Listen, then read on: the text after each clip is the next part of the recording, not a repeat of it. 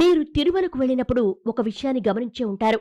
కాషాయ రంగు దుస్తులు ధరించిన స్త్రీలు, తెలుపు రంగు దుస్తులు ధరించిన పురుషులు గోవిందా, శ్రీనివాస అంటూ పలుకరిస్తూ అనేక చోట్ల కనిపిస్తారు.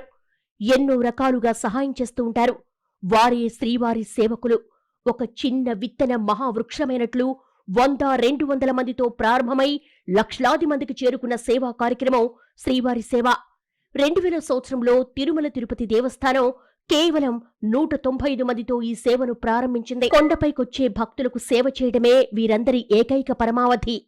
శ్రీవారి ఆలయంతో పాటు క్యూ కాంప్లెక్స్లు, మాడవీధులు, అన్నప్రసాదం కాంప్లెక్స్, కొబ్బరికాయల విక్రయ కేంద్రం, లడ్డూ విక్రయ కేంద్రాలు, ఉద్యోగుల ఆహార ఫలహారశాలలు, కళ్యాణకట్ట, వివిధ క్యూ కంపార్ట్మెంట్లలో వేచి ఉండే భక్తులకు అన్నప్రసాదం, మంచినీరు, కాఫీ, టీ, పాలు అందించడం, లగేజ్ తనిఖీ సెంటర్లు, భద్రతా కేంద్రాలు, తిరునామ ధారణ, ఆరోగ్య విభాగాలు, గోశాల, టీటీడీ అనుబంధ స్థానిక ఆలయాలు తదితర కేంద్రాల్లో శ్రీవారి సేవకులకు విధులు కేటాయిస్తారు.